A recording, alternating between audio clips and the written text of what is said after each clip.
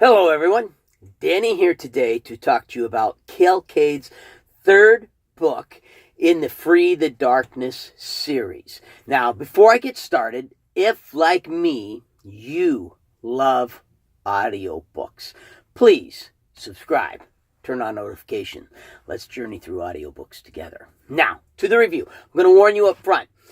Typically, I try to avoid spoilers in my reviews. I'm not going to worry about it with this review. I'm going to be going from the first book all the way up through the third book because what I did was I started listening to the first book again, straight into the second, and then into the third book. And I'm really, really glad I did because there's elements of the first two books that had kind of slipped my mind a little bit. I had forgotten just how paranoid Reskin is, and that paranoia plays a key role in the third book. There were, of course, with any really good book series, when you listen to it for the second, third, fourth time, you find yourself catching something that you missed before. And that happened this time. There's a reference that General Markham makes to a third person whom he fears every bit as much as he fears the Mad King and every bit as much as he fears Reskin. Doesn't say who that person is. And then a little bit later in the book, as the general's trying to figure out what to do about Reskin, he contacts that person. Once again, you don't know who that person is. You don't know what the question he asked is, how he contacted. None. But I had missed. Who's this third person? What role is this third person going to have in the book? Excuse me. I'd love to see this as a movie. That's why I said in the movie. But what role is he going to have? So you have the first two books. The first book, Reskin, he's trained to be the king's assassin. He's taught all these rules that he has to live by if he wants to go from being a small man to a big man. He's taught every weapon, every skill imaginable that you could need to be an assassin, you could need to impersonate someone else, just everything. From a small age on up, he's taught how to kill people by actually having him kill people. I mean, he's the perfect assassin. But on the day of his graduation, something goes wrong. Terribly wrong. Oh. There's a big battle.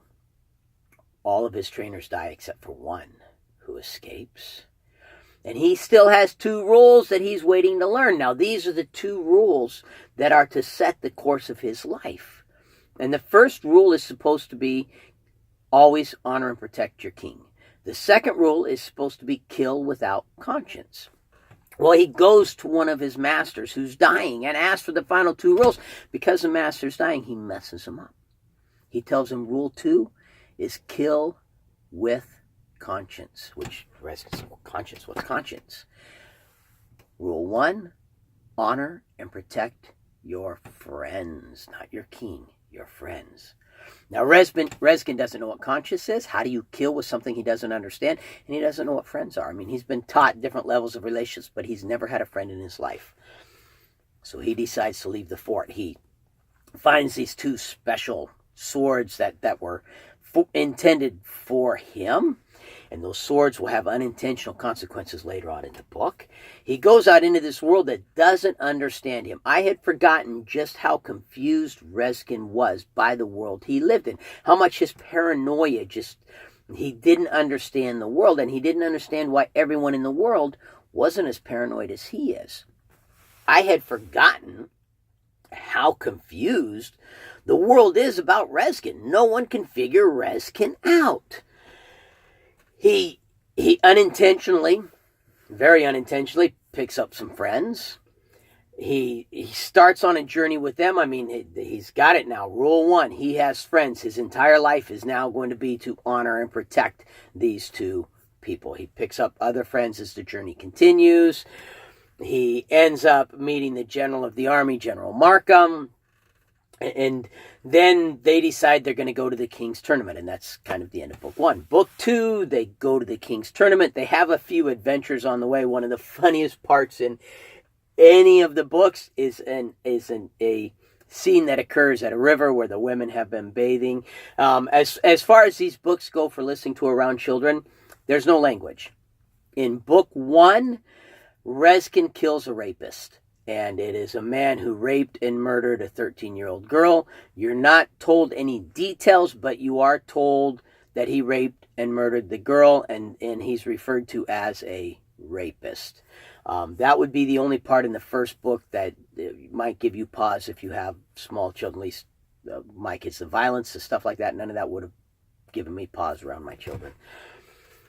The third book, definitely would not have wanted to have listened to around my children, because there's a portion of it that occurs in a whorehouse, and there's several, body kind of crude jokes, body, not B-O-D-Y, but B-A-W-D-Y, jokes that are told, and it's nothing flagrant, it's nothing over the top, it's just with small children. I would not have listened to it around my small children, so there's that part of it. Anyhow, but back to book 2. They decide to travel to the king's tournament. Now, along the way, some people realize that Rezkin actually has the authority of a king in this land. And it may be Rezkin's duty to overthrow the king of Ashai and to take over rulership. Rezkin does not want this duty. He does not want to take over the king. But some things occur to convince him that just may, in order for him to honor and protect his friends, he may actually have to take over and dethrone King Kade and rule over Ashai. And so he sets a plan in place to utilize the king's tournament to do this. Because of his paranoia, he's keeping his friends in the dark about who he is, and that comes to bite him later. With Tam, it bites him in book 2. With Frisha, it bites him in book 3. He got some wonderful, the action scenes in these books are just phenomenal. Kade does an excellent job of mapping out his actions. Even if it's like Rezkin versus 17 strikers, there's no point in the battle where you got to go, yeah, that's kind of, yeah, I'll go with it to enjoy it. No, it's all very realistic. You can picture it in your head. It's like a movie playing in your head, and it's very realistic. Wonderful action scenes throughout all of the books. Great humor throughout all of the books. The second book ends with the king attacking the tournament to try to get Rezkin, and the king has his own evil, diabolical plan. Rezkin, rescues everybody. They flee to a ship. They sail away. His friends find out who he is. Frisha finds out who he is. And one of the last passages in book 2 is Frisha wondering, well, if he's a king, why would he want me?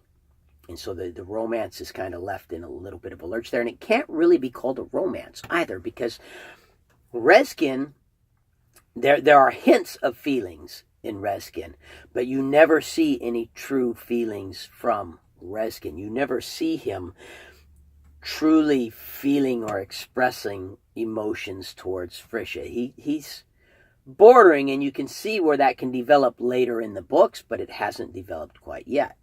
Now, book 3. This book went in directions that I did not expect it to go at all. It went in directions I initially did not want it to go. When the book started out, I was actually disappointed in the directions that the author took the books. Took the third book, not took the books, but took the third book. Because I'm expecting Rezkin to gather this army, go back to Ashai, battle Ashai, and kind of take over and use his swords to show who he is and his power. It's not what this book does at all. They flee Ashai. They go to a completely different country. You are introduced to Fae. You are introduced to elves and demons. And this turns into one of those types of books to where Rezkin has not just got to rescue the kingdom of Ashai. Rezkin has to rescue the entire world from a demon invasion. And it's very obvious that there are going to be several books to come, because it's not a simple problem. It's a very complex problem. Now, like I said, I was disappointed in the direction that the book took at first. But once I got over my initial disappointment and just sat back and relaxed and enjoyed the book. Sorry, I thought they were whistling for me. Sat back and enjoyed the book. Oh, so good. Such a wonderful story. The new direction is phenomenal. There's this elven castle that is so cool. And it has these spirit elves in it. Good, thank you. They were whistling for me. I got to cut this short because I got to go get to work. It has these spirit elves in it that are just absolutely phenomenal. I cannot wait for the fourth book, although I know it is going to be a good bit of a wait. All of the books are narrated by Nick Podehl, who is one of the best narrators out there. Nothing to say other than, hey, Nick Podehl, and anyone who's an Audible fan and a fantasy fan and has ever listened to any of Nick Podehl's books, all you got to do is tell them, hey, Nick Podehl's the narrator, and they're all over it. He's one of those guys that people will look up books narrated by him just to get him as a narrator. If, like me, when you start listening to this book, you find yourself going, wow, that's not the direction I wanted, you know what? It's not your story. It's Kade's story. Trust the author. Sit back, take a deep breath, relax, and enjoy the ride. And trust me, it is wonderful. A great ride, a great story. I was thoroughly engrossed. I got home for, the holiday. We took vacation, went and picked up my son from boot camp, came home with him, and I've got 4 hours left in that third book. 4 hours left. And I just want to get alone and listen to the book. I want to spend time with my family and everything else, but I want to finish this book. I couldn't wait to get back to work so I could finish the book. It's that good. If you like my channel, please subscribe, turn on notifications. If you like this video, hit the like button. If you have any questions, comments, feedback, anything at all, send it in my direction. Put it in the comments, please. But most importantly, no matter what else you do today, make sure that today you listen to at least one really good audiobook. And I absolutely recommend Kade's Free the Darkness series. Thank you.